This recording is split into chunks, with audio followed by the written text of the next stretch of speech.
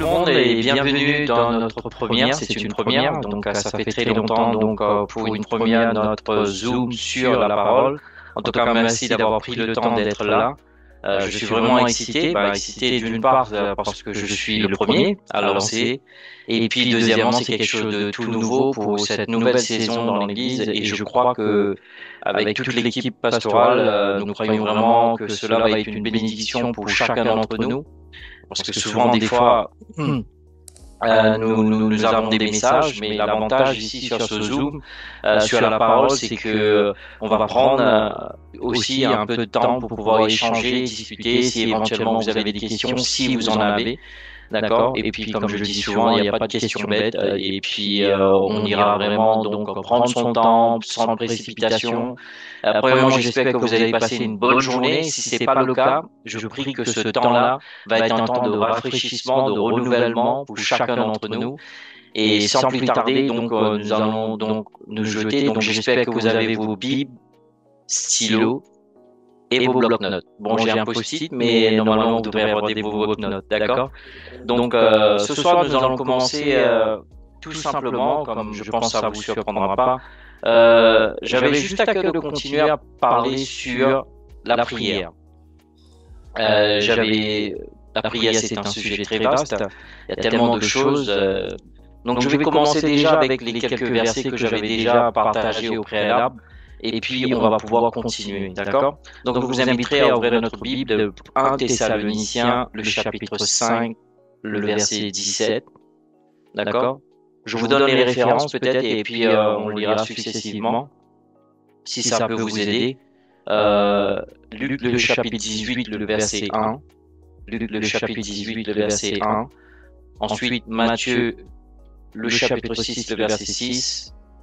Et puis aussi Actes, le chapitre 6. Vous inquiétez pas, je vais vous le redire, d'accord? On va commencer déjà avec 1 Thessaloniciens. C'est vrai que vos micros sont fermés, mais je vous encourage quand même comme je vais lire, de lire aussi avec moi. Et souvent, c'est vrai qu'on ne fait pas attention lorsque nous sommes dans une réunion, on cite les Écritures, mais là, ce soir, ce qu'on peut faire aussi davantage, on peut prendre le temps et regarder le verset et laisser le verset pénétrer dans notre cœur. D'accord? Notre prière ce soir, c'est que vraiment que Dieu nous donne un esprit de révélation, un esprit qui va nous aider à mieux comprendre et à recevoir et qui va nous aider à grandir. Donc, ici, l'apôtre Paul qui parle d'un Thessaloniciens, le chapitre 5, le verset 17, il dit « Priez sans cesse ». Waouh, ça c'est quand même extra, n'est-ce pas? Mais si on regarde ce verset, on peut dire « Oui, mais si on doit prier sans cesse, mais est-ce que je devrais arrêter de travailler ?» Bon, je m'arrête là. Mais si vous regardez, j'ai pris le temps de regarder le sans cesse. Le sans cesse veut dire sans interruption, continuellement, sur une occasion appropriée, permanente. Et dans le texte ici, ça donne une notion d'être toujours, constamment, continuellement dans la prière. Et vous savez, la chose qui est magnifique avec la prière, certes, nous avons notre temps de prière, certes, nous avons nos moments de prière, comme j'ai évoqué la dernière fois dans notre lieu secret, mais nous pouvons prier partout et n'importe quand. Et ça, on va dire, c'est la beauté de la prière. Par exemple, je vous donne un exemple tout simple avant d'aller plus loin. Souvent, des fois, je peux passer sur le périph' ou sur l'autoroute, je vois un accident, toute la famille va pouvoir prier constamment. Seigneur, nous te remercions que ces personnes, si ils devraient partir, mais donne-leur l'opportunité de te rencontrer avant qu'ils quittent cette terre. Ou sinon, Seigneur, sauve-les. Ou sinon, Seigneur, épargne-les. Vous voyez, c'est pas grand-chose, c'est juste une prière, mais néanmoins, c'est une prière. Et c'est vrai que des fois, on pense toujours trop souvent la prière dans un contexte privé, mais ça peut pratiquer n'importe où et n'importe comment. Et bien sûr, en aucun cas, je suis en train de dire que nous ne devrions pas pratiquer notre vie de prière personnelle, d'accord? Donc ça, c'est la première chose. Ici, l'apôtre Paul nous dit prier sans cesse. Et bien sûr, si je dis l'apôtre Paul, certainement le Saint-Esprit au travers de l'apôtre Paul. Et je voudrais vraiment laisser ces versets vous inspirer.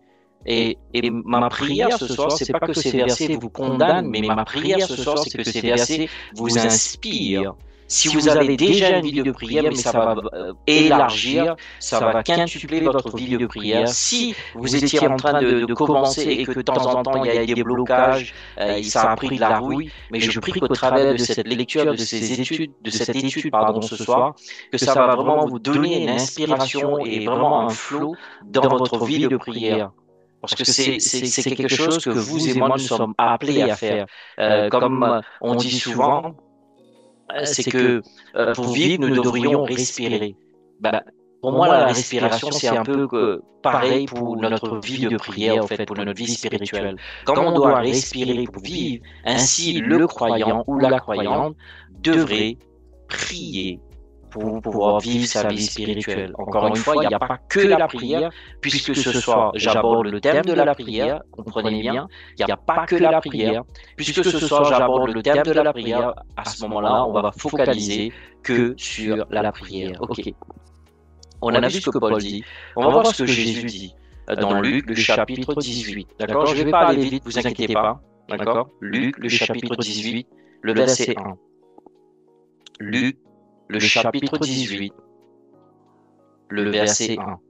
Donc je vous inviterai donc de prendre vos Bibles. Et je sais que c'est pas des versets révélateurs que je suis en train de, révélatrices que je suis en train de donner. C'est des versets que vous connaissez tous. Vous avez dû surbriller, encercler, mettre des étoiles, le tout. Mais laissons ces versets inspirer quelque chose de nouveau dans notre cœur. Parce que souvent, vous savez, on regarde la parole de Dieu. Ah oui, je l'ai surbrillé. Mais regardons ce verset comme si on l'a jamais lu.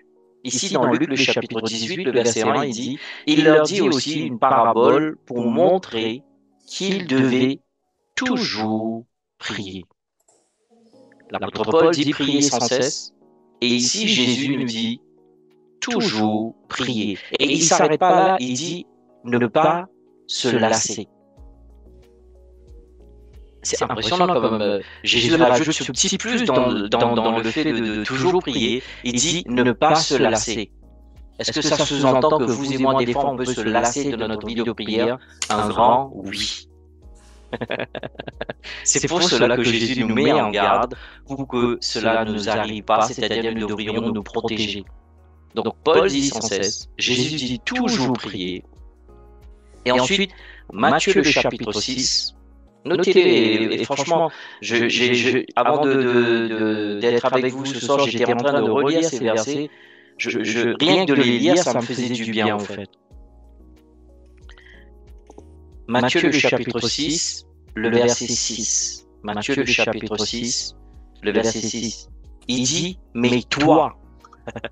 Regarde ça, il dit, mais toi. Veut dire, toi Samuel, toi Jean-José, toi Jean-Pierre, toi Micheline, toi Francis, toi Marie-France. Il dit, quand tu pries. Il n'a pas dit si tu pries. Il a dit quand tu pries. Donc une autre aussi indication que Jésus ici attend que toi et moi nous puissions prier. C'est bon pour vous? Il dit quand tu pries. Ensuite un dernier verset dans Actes des Apôtres. Nous n'allons pas lire tous les versets. J'aimerais focaliser que le verset 4, Actes, le chapitre 6. Le verset 4, vous savez tous, à cette époque-là, nombre de personnes ont augmenté dans l'église et il y avait des soucis pour s'occuper de tout ce qui allait servir à table et tout. Et les 12, ils ont décidé. Et le verset 4, il dit, mais pour nous, Actes le chapitre 6, le verset 4, s'il vous plaît, et pour nous, nous persévérons dans la prière et dans le service de la parole. Waouh! Ce qui veut dire, là, encore une fois, ça montre concrètement que des fois, il y a des activités qui vont interférer pour nous empêcher de prier. Mais remarquez bien que les apôtres, ici, ils ont trouvé une solution en nommant des diacres pour pouvoir servir à table. Mais vous et moi, dans notre vie de tous les jours, souvent, ça peut arriver. Nous avons notre travail, nous avons notre famille, nous avons tant de choses à s'en occuper. Et si vous êtes dans un service quelconque, vous devez faire ce que vous devriez faire, ça pourrait des fois de dire que, écoute, des fois j'ai tellement de choses à faire, du coup ça peut être un obstacle, ça pourrait être un obstacle. Mais ici l'apôtre, ici le Saint-Esprit au travers des 12, il nous dit, de faire attention. De faire attention que rien ne puisse interrompre, obstruer, bloquer ou empêcher notre vie de prière. Ce qui veut dire que toi et moi, sans se rendre compte, nous allons rencontrer des obstacles pour que nous ayons une vie de prière continuelle et perpétuelle. Puisque Jésus nous dit, Paul nous dit, la parole de Dieu est clairement, les 12 ont dit qu'eux, ils veulent persévérer dans la prière, mais ici, il peut y avoir des obstacles. Et encore une fois, je n'ai pas dit que c'est ton époux, ton épouse qui est l'obstacle, ne me comprenez pas mal, et c'est pas ce que j'ai dit, ne me faites pas dire ce que j'ai pas dit.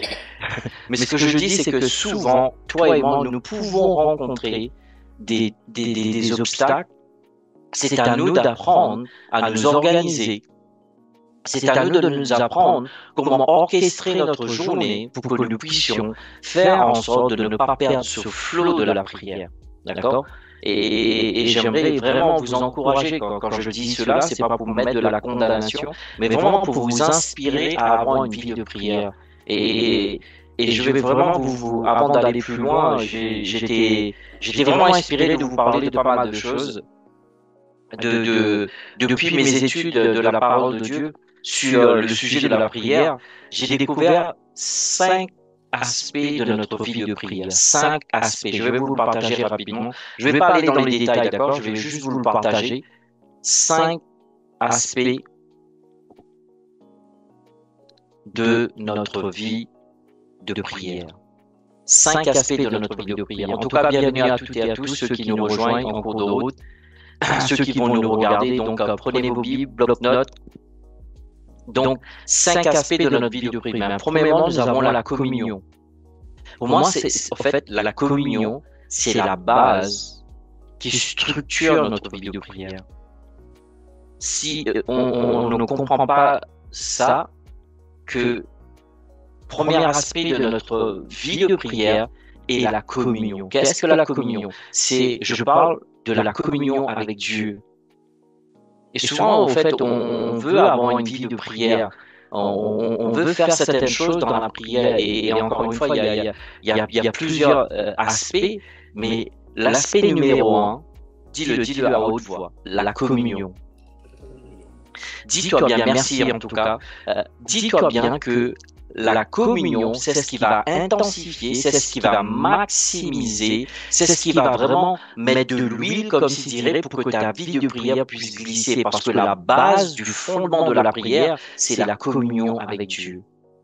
C'est cette intimité avec Dieu, cette relation avec Dieu. C'est la raison pour laquelle que Jésus est venu. Il a donné sa vie. Il a donné sa vie. Le moment qu'il a rendu l'Esprit, la Bible dit que le voile qui était dans le temple s'est déchiré de haut en bas, pour montrer que ce n'était pas un acte humain, c'était un acte divin. Et là, Dieu donnait l'exemple concrètement. Vous n'avez plus besoin de passer par des sacrificateurs, vous n'avez plus besoin de faire des rituels. Vous passez par mon Fils Jésus, par son sacrifice. Vous avez accès direct au trône de la grâce. C'est pour cela, vous pouvez le noter si vous voulez, c'est pas dans mes notes, que Hébreux le chapitre 4, le verset 16, il dit « Approchez-vous avec assurance ».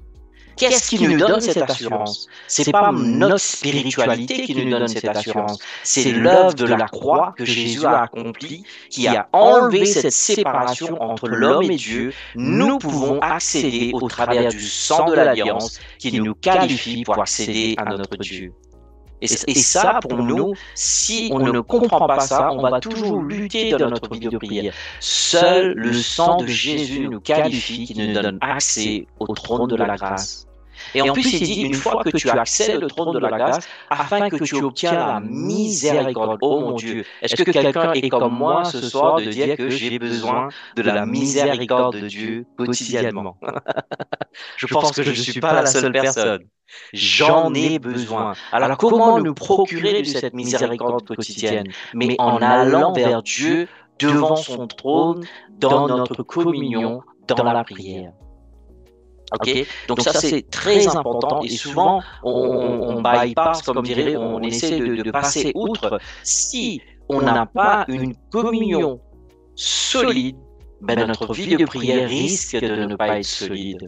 C'est la raison pour laquelle on peut prier, mais la base de la prière c'est une communion, c'est un dialogue. Je parle à Dieu et Dieu me parle de retour. Waouh, ça c'est magnifique, n'est-ce pas? On est compte, le créateur, il prend le temps de s'arrêter pour te parler, pour me parler. Waouh! Je me sens honoré. Je ne sais pas pour toi ce soir, mais moi je me sens honoré. Je me suis dit, waouh, Dieu permet que je m'arrête et que je lui parle et que lui, il me parle de retour. Ça c'est le premier. Encore une fois, je ne vais pas m'étendre dessus. Deuxièmement, soumission. Tu vois, souvent on veut se soumettre. Regarde, je suis en train de vous donner un ordre aussi. Hein, ok? Souvent, toi et moi, on veut se soumettre à Dieu. Ben, tu ne peux pas soumettre à Dieu si tu n'as pas construit la communion. Parce que la communion initie la soumission. Oh mon Dieu, mon Dieu, mon Dieu. J'espère que tu prends des notes. Hein. Ça vient tout droit du four, d'accord? Beaucoup de croyants luttent pour se soumettre à Dieu. Ben, ta soumission est tout simplement le résultat de ta communion avec Dieu. Parce que lorsque tu passes du temps dans l'intimité avec Dieu, il y aura cet échange de cœur à cœur avec toi et Dieu. Ben, ton cœur commencera à se modeler au fait. Ça commencera là où les zones de ton cœur qui est endurci, ben, le cœur de Dieu va commencer à battre dans ton cœur. Et c'est ce qui va rendre ton cœur malléable entre les mains de Dieu et qui va faire en sorte que de plus en plus tu vas te soumettre à Dieu. Et c'est pour ça qu'aujourd'hui, on constate qu'aujourd'hui, dans cette ère dans laquelle nous vivons aujourd'hui, beaucoup de chrétiens ont du mal à se soumettre à Dieu. Tu ne peux pas soumettre à Dieu si tu ne bâtis pas ta communion, premièrement. Alors, une fois que tu bâtis ta communion, ton cœur va être modelé dans la présence et tu vas te soumettre automatiquement. Ce ne sera pas une obligation. Ce sera un désir profond de ta part. Et c'est ça, au fait, qui est la plus grande difficulté pour toi et moi dans notre marche avec Dieu. On veut se soumettre à Dieu, mais qu'est-ce qui nous bloque? Qu'est-ce qui nous empêche? Parce que si tu regardes bien, au travers de la Bible, des hommes et des femmes qui ont eu des rencontres avec Dieu, l'appel de Dieu, c'est ce qui a causé un changement radical de leur vie lorsqu'ils ont décidé d'avoir cette communion. Et dès qu'ils ont eu cette communion, tout de suite, il y a eu la soumission. Il ne peut pas y avoir de soumission s'il n'y a pas de communion. Ok, je continue. Troisième point, la supplication. Qu'est-ce que la supplication? Tu vois, c'est une faim, une soif, le désir intense de désirer Dieu plus qu'encore et encore. Tu vois, on dit souvent, si tu manges trop de sel, bah, tu vas avoir toujours soif. Tu vois ce que je veux dire? C'est vrai ou pas? Si on met trop de sel, bah, ça va nous causer d'avoir soif tout le temps. Bah, pareil aussi, lorsque tu intensifies ta communion avec Dieu, tu vois, tu essaies pas d'être spirituel. Tu essaies pas de prouver que tu es meilleur que les autres. Tu essaies pas de montrer aux autres que tu peux prier tant d'heures. Et c'est pas ça le but. Non, tu intensifies ton intimité avec Dieu. Cette intensité dans l'intimité va te propulser dans la soumission. Et cette soumission va te faire entrer dans cette supplication. Et tu sais quoi la quatrième? C'est quoi l'aspect? Quatrième aspect, c'est la coopération. Je le répète. Quatrième aspect de la prière, c'est la coopération. Tu vois, quand tu communies avec Dieu, ça initie la soumission. La soumission te fait rentrer dans l'intensité de la supplication et que tu vas rentrer en collaboration, en coopération avec Dieu. C'est que Dieu et toi vont faire un. C'est comme les mains avec les gants. Et ensuite, écoute bien ce que je suis en train de te donner. Franchement, quand le Seigneur m'a donné ça, je me suis dit, waouh, Seigneur. J'ai pris du temps pour comprendre ça, en fait. Et ensuite, cinquième aspect, il y a la lutte, le combat. Mais tu vois, chacun d'entre nous, nous voulons rentrer direct dans le combat. Remarque bien que le combat est dernier dans la liste. Pourquoi? S'il n'y a pas de communion, il ne peut pas avoir de soumission. S'il n'y a pas de soumission, il ne peut pas y avoir de supplication. S'il n'y a pas de supplication, parce que lorsque nous réunissons la communion, la soumission et la supplication, nous avons la coopération. Lorsque tu coopères avec Dieu, là tu rentres dans le combat. Là tu vas pouvoir lutter. Tu vas lutter non par toi, mais par Dieu. Parce que Dieu, au travers de toi, au travers de cette communion qui t'a poussé à se soumettre à lui et qui te pousse à cette supplication qui rentre dans cette corporation avec Dieu, coopérer avec Dieu. Et là, tu vas pouvoir rentrer dans la lutte. Et je pense que c'est un point très important avant d'aller plus loin, bien aimé, de mettre ça vraiment devant le Seigneur. Et encore une fois, si tu prends des notes, j'aimerais vraiment que tu pries dessus. Parce que beaucoup ils veulent lutter dans la prière, beaucoup veulent entrer dans le combat. Mais en fait, le combat est vraiment dans la dernière partie. Il faut travailler sur les 4 premiers aspects.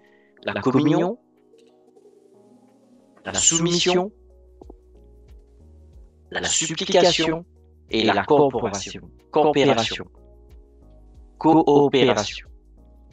Coopérer. J'ai du mal à dire ce soir, mon Dieu. En tout cas.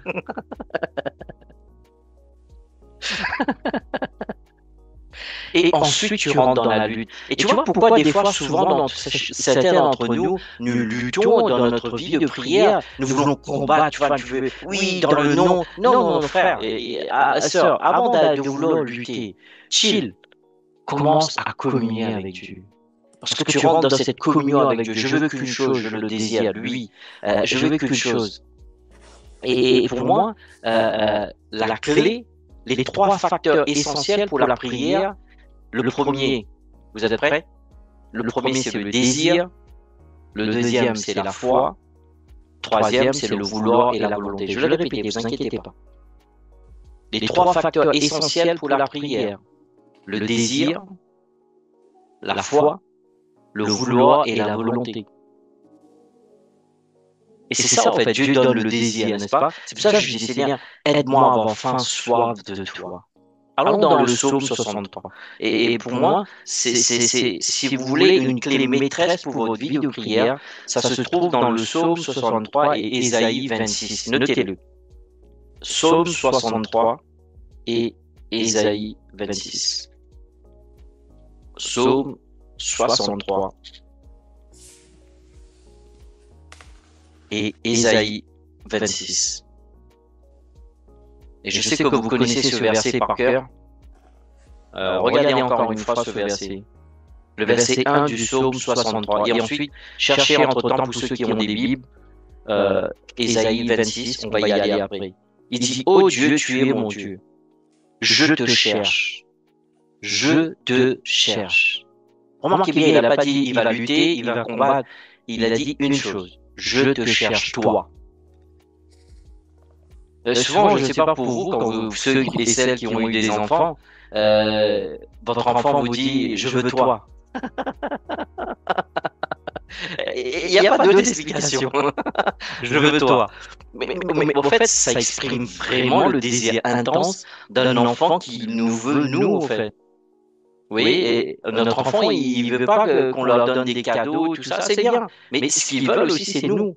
Et c'est ce que Dieu désire, en fait. Il te désire, toi. Et j'aimerais te poser cette question. Est-ce que toi et moi, nous le désirons au point qu'il nous désire? Parce que ici, le psaume, il dit, ô Dieu, tu es mon Dieu, je te cherche au point du jour. Bon, je ne vais pas m'arrêter dessus, on va passer ça next step. La prochaine fois, peut-être on parlera sur l'importance de lever tôt le matin. Mais regarde, il dit quoi? Mon âme a soif de toi. Écoute, regardez-moi s'il vous plaît. Si tu prends des notes, écris ça.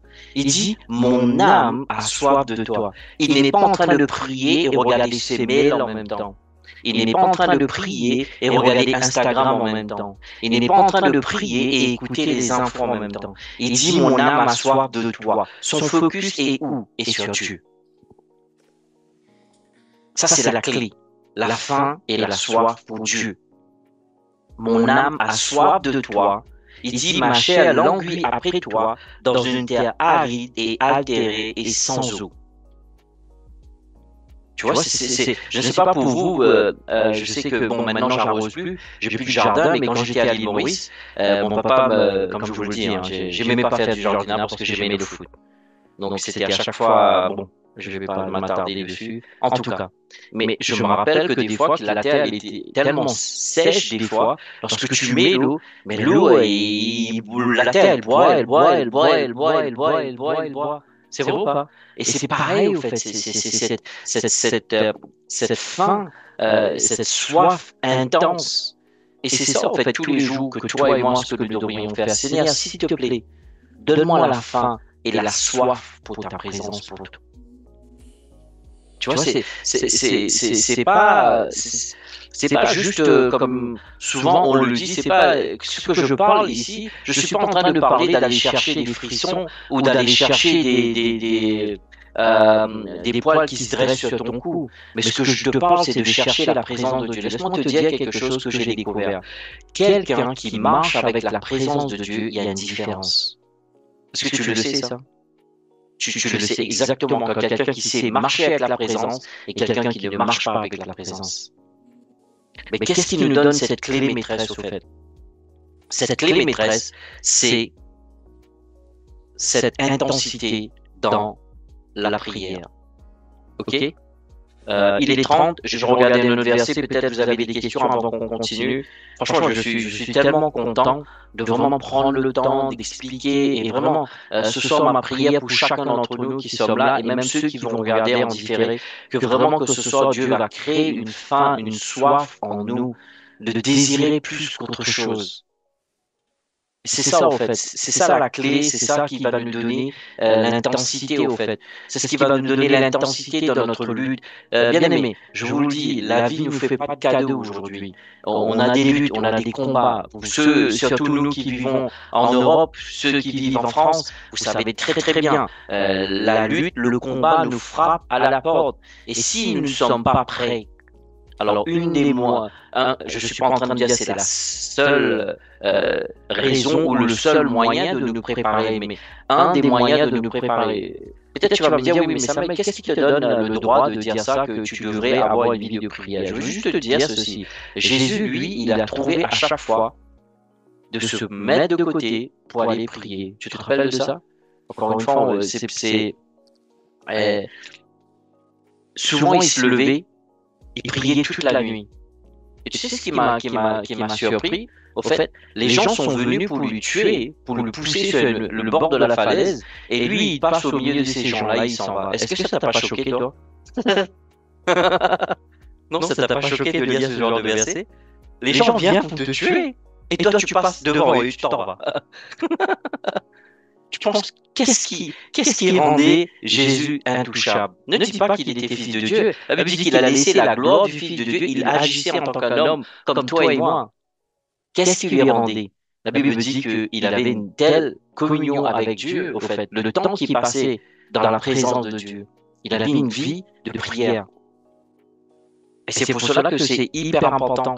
Et même, il dit aux disciples, il y a un certain moment, il dit, vous ne pouvez pas rester au moins 1 heure pour prier avec moi.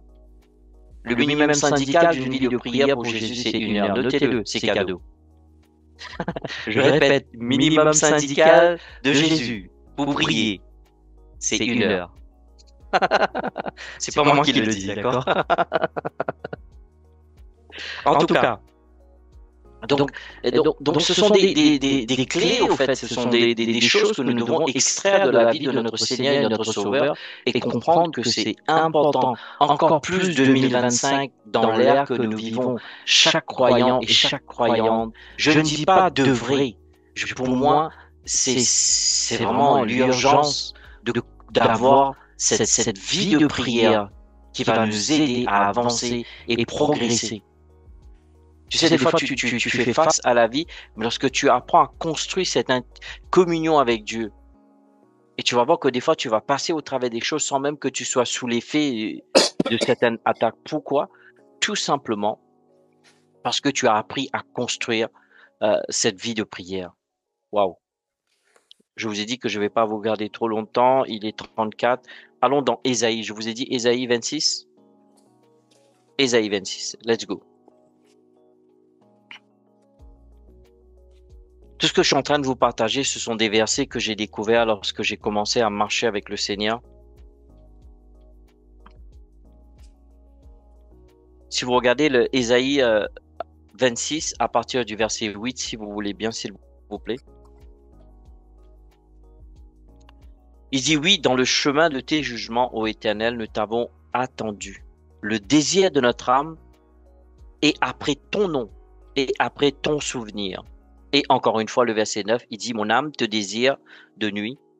Oui, mon esprit, au-dedans de moi, te cherche.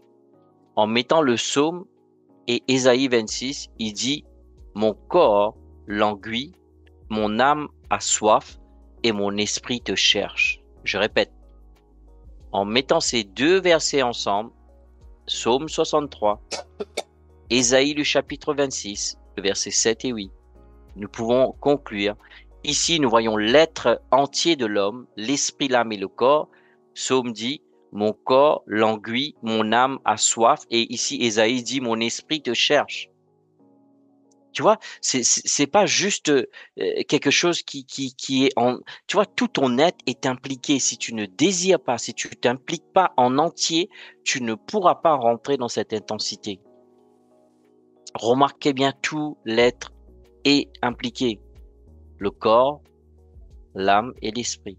N'oubliez pas, la Bible nous dit, en Thessaloniciens, le chapitre 5, le verset 23, l'être humain est un être esprit, il a une âme et il vit dans un corps. Ici, il dit que l'esprit, l'âme et le corps travaillent activement pour avoir cette recherche de Dieu. Est-ce que vous voyez ça? C'est pour cela que c'est important aussi de bien se reposer. Parce que quand ton corps est fatigué, tu peux pas prier correctement. Bon, petite parenthèse. C'est important de se reposer. D'accord? Donc, il y a cette intensité, faim, soif, mais remarquez bien, tout votre être est impliqué. Votre corps languit après Dieu, votre âme a soif de Dieu et votre esprit au-dedans de vous, il soupire, il dit, cherche Dieu. Alléluia. Tu vois, c'est pas une obligation. Souvent, certains d'entre nous, au fait, on va dans notre vie de prière, c'est comme si on va accomplir notre obligation. Ben, ça, c'est pas joyeux du tout. C'est monotone. C'est pour cela, c'est religieux. C'est pour cela que nous devrions tous les jours, vous savez, tous les jours, je demande Dieu, s'il te plaît, Seigneur, donne-moi la faim et la soif de ta présence. Donne-moi le désir. Tu as dit que c'est toi qui donnes le désir et le vouloir dans le livre de Philippiens, le chapitre 1, le verset 6. Alors je te demande, Seigneur, donne-moi le désir de te désirer encore plus. Augmente ma faim pour toi. Augmente ma soif pour toi. Et tu as vu, là, on est juste en train de parler le premier aspect de la prière, la communion avec Dieu. Tout ce que je suis en train de vous parler là, c'est de désirer Dieu plus qu'autre chose. Certains d'entre nous, nous pouvons imaginer le jour que, avant de nous marier, quand nous sommes, le mot tomber amoureux, c'est pas tomber. Lorsque ton cœur a été attiré vers la personne avec qui tu as fait ta vie, tu sais très très bien, le cœur il palpite, tu avais voilà, les mains moites, etc., etc. Ben, c'est ce genre de choses qui doit nous arriver quand on pense à Dieu, au fait. Il doit avoir cette intensité. Alors si c'est pas le cas, je t'encourage vivement que ce soit au travers de ce temps dans la parole, que vraiment que Dieu va switcher cela, va changer cette vie de prière monotone pour le rendre vraiment pétillante, mais vraiment douce, vraiment. Tu sais, encore une fois, je ne veux pas que tu entends comme si je suis en train de te dire oui, chrétien, tu dois prier, tu dois. Non, c'est pas ça le but. Tu dois désirer Dieu. Oh mon Dieu, mon Dieu. Et vous pouvez demander hein, chez moi, même à mes enfants, à mon épouse, hein, même à Vanessa, vous savez, dès que j'ai un moment, j'ai qu'une envie de m'enfermer, passer du temps avec lui. Oui, bien aimé, il faut. Vous savez, qu'est-ce qui nous pousse à le désirer plus lorsqu'on réalise au fait ce qu'il a fait pour nous, lorsqu'on réalise ce qu'il a accompli pour nous. Nous, on est en train de dire oui, je dois lutter, je dois gagner ma vie, je dois ceci, je dois cela. Tu crois que Dieu ne le sait pas? Mais est-ce que tu penses que si on va dans sa présence, on va chercher son cœur, il va pas nous donner des solutions pour notre vie? Je vous pose une question. C'était juste une question, d'accord? Est-ce que vous pensez que le Créateur, Dieu le Père, si on passe du temps, on est en train de faire face à un dilemme, il ne pourrait pas nous donner la solution? C'est ça, au fait. Toi et moi, on veut vivre le miracle, on veut vivre le surnaturel, on veut ceci, on veut cela. Qu'est-ce que Jésus a dit aux disciples? Marie, pardon. Lorsque Jésus, il était dans le mariage, vous vous rappelez, le premier miracle, il a changé l'eau en vin. Qu'est-ce que Marie leur a dit? Faites ce qu'il vous dit. Mais comment voulez-vous que vous et moi, nous faisons ce que Dieu nous dit si nous n'allons pas dans sa présence pour écouter ce qu'il nous dit? La communion est importante. Je vous encourage, frères et sœurs, jeunes, croyants, moins jeunes, plus jeunes un peu plus longtemps, peu importe. Ma prière ce soir que vraiment Dieu va déverser une grâce sur la vie de chacun d'entre nous, sur ta vie, sur la mienne aussi. Je suis pareil comme toi, j'en ai besoin aussi. Que Dieu vraiment met cette intensité, qu'on puisse lui désirer, lui, plus qu'autre chose. Il est 41, je vais m'arrêter là. Peut-être vous avez des questions. Ça me permet de boire un peu d'eau aussi. Merci beaucoup.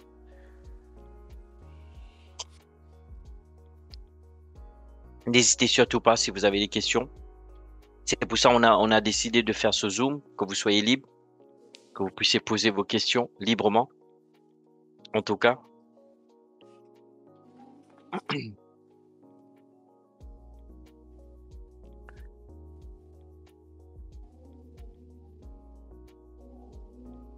Je vous écoute. Parlez pas tous en même temps.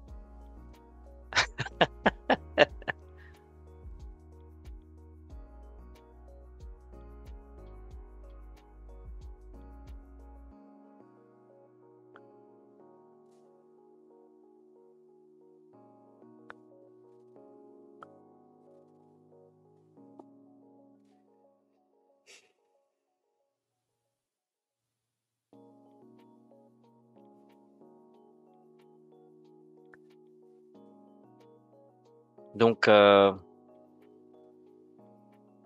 temps que vous trouvez peut-être votre question, n'oubliez pas, on a parlé de 5 aspects de notre vie de prière. Je vais le rappeler. Communion, soumission, supplication, coopération et lutte. Lutte vient en dernier. N'essaie pas de rentrer dans la lutte, dans la prière si tu ne sais pas comment communier avec Dieu. Parce que la communion va modeler ton cœur pour avoir une vie de soumission. Une vie de soumission te poussera à la supplication. Et la supplication va rentrer dans la coopération avec Dieu. Et ainsi, tu pourras mieux lutter. Parce que quand tu lutteras pas seul. Dieu sera avec toi. En tout cas.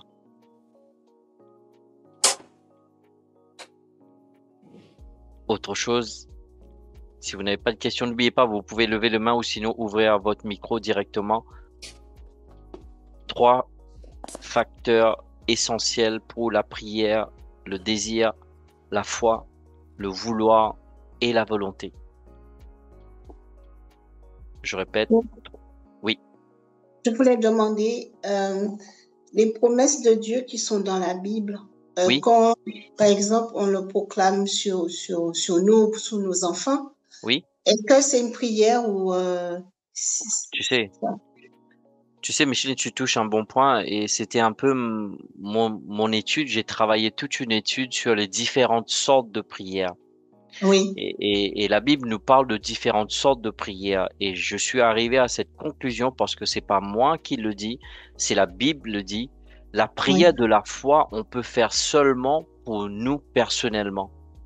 Notre foi peut, tu vois, et je savais que j'allais avoir cette question. J'ai compris maintenant. Merci pour la question en tout cas. C'est une question très pertinente parce que nous, la prière de la foi, peut-être la prochaine fois, je parlerai dessus. La prière de la foi, c'est une requête qui est fondée sur la parole. Tu vois, c'est une réclamation que tu fais par rapport à ce que Dieu t'a déjà donné. C'est-à-dire on fait cette demande. Mais quand on prie pour les autres, on peut prier en tant qu'intercession. Et c'est ça, au fait, la différence. Tu sais, je vais te dire quelque chose sans rien vous cacher. Je pense en répondant à cette question, j'ai eu vraiment ma libération quand j'ai perdu ma mère qui est décédée avec un cancer. Et vraiment, ça m'a fatigué la tête. Ça m'a vraiment que je me suis senti tellement minable, tellement sous la condamnation. Bon, encore une fois, c'est pas là pour me lamenter, mais juste pour te dire. Et lorsque j'ai compris que je ne peux pas utiliser ma foi pour ma mère, je peux seulement intercéder pour elle. Tu vois la différence? D'accord. Oui. Et j'espère que j'ai bien répondu, que c'était très clair. Tu vois, tu peux réclamer une promesse que Dieu t'a promis dans la Bible. Tu dis oui, ça c'est mienne, je la fais mienne et je me bats pour ça. Et puis quand il s'agit d'une tierce personne, il y a beaucoup de choses qui entrent qui entrent en jeu. Je trouve mes mots. Je te donne un exemple. Un jour, à l'époque, bon, je suis toujours pasteur. Je venais de débuter en tant que pasteur principal d'une petite église, hein. On avait une trentaine peut-être de membres. Et, euh, et au fait, quelqu'un est venu me voir pour me dire, il y a quelqu'un qui voit une femme qui marche dans son salon, tu vois. Oui, Et parce que des fois aussi, on oublie que Dieu aussi est en train de travailler dans la vie des gens. Et là, tout le monde me dit, mais vas-y, dépêche-toi, va prier, etc. Et moi aussi, bon, bien sûr, qu'est-ce qu'on nous demande? On va prier. Ben, un pasteur, il prie, non, n'est-ce pas? Donc, je me prépare dans la salle de bain et le Saint-Esprit me dit, n'y va pas. Tu vois, et oui. tout le monde était vraiment dans l'incompréhension de mon acte, alors que moi, j'avais reçu vraiment une direction de Dieu. Ça va avec la prière, tu vois. Mais par contre, le culte prochain au dimanche, la personne était à l'église et a reçu sa délivrance, tu vois. Mais si moi j'aurais voulu faire ça, ça aurait faussé ce que Dieu avait déjà prévu de faire. Ça, c'est un aspect. Il y a Mm. d'autres aspects aussi. Souvent aussi que Dieu est en train de travailler dans la vie de la personne. Et ça, c'est Oui. quelque chose que je trouve que souvent Dieu me met en garde. Il m'a dit, tu n'as pas besoin d'être Dieu dans la vie des gens. Tu as besoin de Mm. prier, mais tu n'es pas leur Dieu. Je ne sais pas si je m'exprime bien, mais et ça m'a beaucoup parlé au fait. Moi, ça personnellement, ça m'a beaucoup parlé. D'accord. Peut-être, peut-être quelqu'un d'autre aurait aimé rajouter quelque chose. Surtout, n'hésitez pas, hein. C'est pas parce que Merci, j'ai. pasteur. Ben, je Merci t'en pour la prie, réponse. je t'en prie. Quelqu'un d'autre aurait aimé rajouter quelque chose, peut-être, qui va nous aider à mieux comprendre. Oui, je vais juste préciser un peu ce que tu dis. C'est vrai que euh, le juste vit toujours par la foi. Et il y a une différence entre ce que veut dire un pasteur Samuel. Il y a une différence entre les promesses que Dieu fait, mais dans tous les cas, même dans l'intercession, on a besoin de foi, puisque tout s'obtient par la foi. Hum, Donc il y a des promesses, par exemple, on va bien comprendre que Dieu a donné des promesses, par exemple, pour que notre famille soit sauvée. Et j'ai entendu quelque chose de très intéressant par rapport à justement ce verset, et j'ai entendu un homme de Dieu qui m'a un peu perturbé en disant que Dieu a donné cette promesse à un homme dans Actes. Et donc, à un moment donné, on peut se dire, bah mince, alors si je suis pas un homme, ça veut dire que je peux pas avoir les promesses du fait que toute ma famille sera sauvée. Et c'est pas du tout ça. C'est vrai qu'il y a une bénédiction particulière pour le chef de famille qui fait qu'il peut réclamer ses enfants pour le salut. Mais ça ne veut pas dire que si une autre personne, par exemple un frère ou une sœur, ne peut pas agir par la foi par rapport à ça. Tu vois la différence, Micheline? Et en fait, Oui, je comprends. Oui, oui. le Seigneur, donc, le Seigneur nous donne toujours cette possibilité d'agir par la foi. Et on voit aussi que même dans la parole de Dieu, lorsque des gens sont venus à Jésus, quand il y a Oui, eu cette femme qui est venue pour sa fille, et Jésus a dit à chaque fois, alors qu'il venait elle venait pas pour elle-même, elle venait vraiment pour sa fille, donc en tant qu'intercesseur, en tant oui. qu'intercesseuse, et c'est sa foi en Jésus qui a permis d'amener la bénédiction et d'amener le miracle. Même si c'était pas forcément une promesse, parce que la promesse, Jésus était venu pour l'accomplissement de la promesse du peuple juif, et cette femme Oui, syrophénicienne n'avait pas le droit normalement à ses promesses, puisque même Jésus lui a dit, il a même traité presque de chien, tu vois. Mais, oui. mais est-ce que Jésus l'a traité de chien? Pas du tout. Mais il montrait à quel point sa foi était supérieure à comment dirais-je, à quelque chose qu'elle aurait pu prendre comme une insulte. Et Jésus Mhm. a honoré sa foi. Et un autre exemple aussi, quand tu vois l'homme, le centurier, qui était venu aussi pour son serviteur, et Jésus a dit, cet homme a une grande foi. Et c'est la foi qui plaît toujours à Dieu. Donc même si c'est pas une promesse telle qu'une promesse faite en tant que chef de famille ou en tant que peuple de Dieu élu pour un temps donné, Dieu répond toujours à la foi. Et la devise du ciel, c'est la foi, toi. Merci.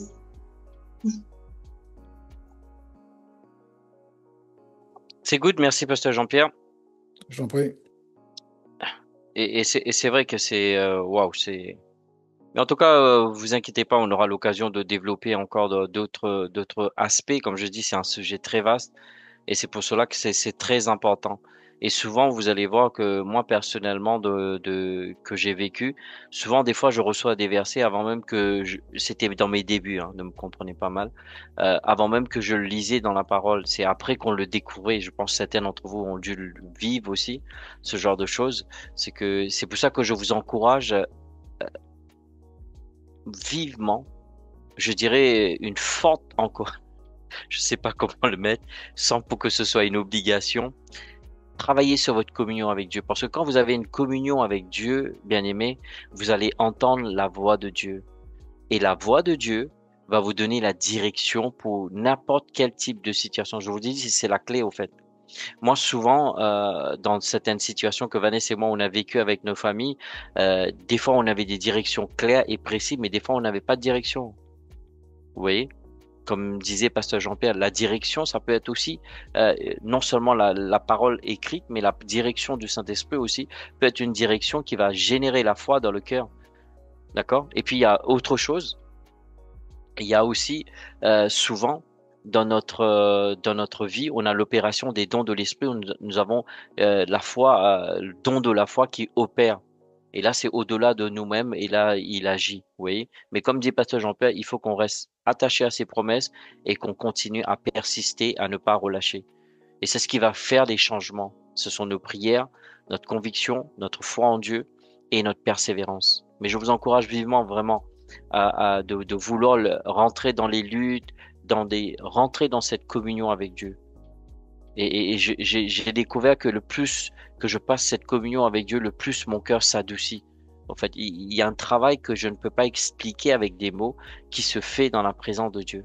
Vous voyez, on le voit en une fraction de seconde, Paul est tombé, Moïse s'est mis à genoux, rencontre buisson d'Ordan, Paul sur la rue de Damas, vous voyez.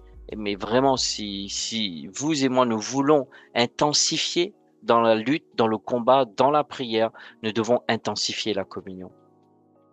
Pour moi, c'est la base.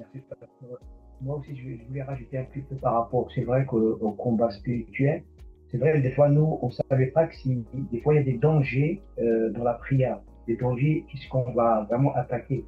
C'est vrai pour nos familles biologiques, génétiques, on a toute autorité. Toute autorité. On a autorité de prosterner à leur place, on a autorité de rappeler la parole de Dieu pour leur salut, on a vraiment toute autorité. Mais le danger, des fois, un être, même si un frère et sœur, mais il n'est pas dans le même biologique que ta famille, et c'est là que on doit faire attention par rapport à ça. Moi, un jour, j'étais converti à nouveau, donc j'avais à peu près une année dans ma foi, et je commençais à poser les mains, parce que j'habitais dans un foyer, et le voisin, c'est une chambre. Et je commençais à poser les mains pour la chambre de mon voisin, et j'ai pris autorité et j'attaquais. Et c'est là que le soir, il est venu le Satan, il m'a étranglé, il m'a dit, déjà, lui, il ne m'a pas invité, il n'est jamais au courant que je prie pour lui, il ne m'a jamais invité à prier, déjà, c'est une erreur, il ne m'a pas invité à prier, moi je l'attaquais. Donc déjà, Satan, il a droit sur moi, il m'a dit, qui t'a invité à prier pour, il est à moi. Donc c'est vrai que l'enjeu de la prière, c'est vrai, il faut la sagesse, c'est ce qu'il a dit, Jean-Pierre, par rapport à ça. Amen. Merci Mohamed. Et c'est vrai qu'il a touché un autre point qui est très important. C'est pas pour mettre la peur pour les jeunes qui sont là, ou peut-être jeunes dans la foi, ou peut-être jeunes aussi.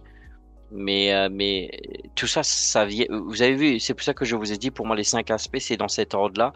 Parce que quand on a appris à communier avec Dieu, soumis à Dieu, on est rentré dans cette supplication, on rentre dans cette corporation. Lorsqu'on coopère avec Dieu, il peut pas y avoir de danger, au fait. Parce qu'il va y avoir une distinction dans ce que toi et moi, on veut faire et ce que Dieu veut faire. C'est là, au fait, qu'il y a la différence, au fait. Vous voyez, des fois, on est zélé, on veut être Dieu. Et ça, c'est quelque chose que Dieu me parle souvent de ça. Il m'a dit, Sam, tu n'es pas Dieu. Je suis Dieu. Laisse-moi être Dieu. Vous voyez? Donc ça aussi, c'est une mise en garde. C'est vrai qu'on ne parle pas de la communion, là, on parle aussi le combat, les luttes. Mais c'est des bonnes questions et c'est bien aussi. Je vous encourage vivement à aller dans la parole parce que Dieu nous a donné l'autorité, il nous a donné le sang de Jésus, le nom de Jésus, il nous a donné sa parole.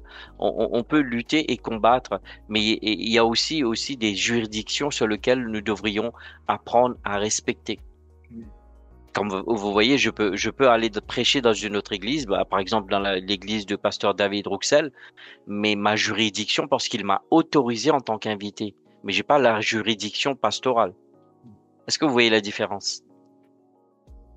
Vous voyez, ça aussi, ça joue beaucoup dans la juridiction, dans le domaine spirituel. Et il faut apprendre. Et c'est vrai que pour nos familles, on a notre juridiction, mais après, au fil de l'eau, dans l'évolution, dans notre marche avec Dieu, on grandit. Et puis Dieu nous donne certaines entre guillemets, je dirais pas des galons, mais des qualifications pour rentrer dans le service. Ça, c'est un autre sujet, mais je voulais juste mettre ça pour que la peur ne rentre pas dans le cœur pour certains d'entre nous de dire oui, mais il faut pas prier. Et pour moi, la clé, regardez bien, je vous donne un exemple très concret. Moïse, il a rencontré le buisson ardent qui pour moi est la communion. Son cœur a commencé à travailler. Il est rentré dans cette supplication de recherche de Dieu. Il a coopéré avec Dieu et là, il a pu conquérir l'Égypte. Il n'a pas pu conquérir l'Égypte sans cette communion au buisson ardent. Pour moi, c'est la base. C'est la base. Et pour moi, des grands guerriers, guerrières dans l'intercession pour le combat spirituel, ce sont des hommes et des femmes qui ont une communion intense avec Dieu, mais vraiment intense. Vous voyez, ils vont pas par eux-mêmes ni par leur force. Ils vont parce que Dieu leur demande de faire. D'accord? En tout cas, j'espère que ça a été clair, tout ce qui a été dit.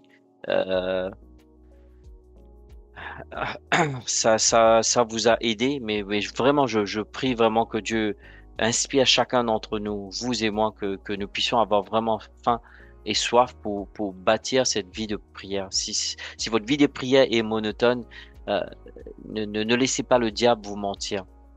Demandez Dieu de rafraîchir votre vie de prière et de renouveler cette intensité, cette faim, cette soif. Parce que souvent, des fois, on peut passer au travers des années et c'est là, au fait, le piège. On a tellement prié, maintenant, on a l'impression que non, notre vie de prière doit toujours être rafraîchie, renouvelée.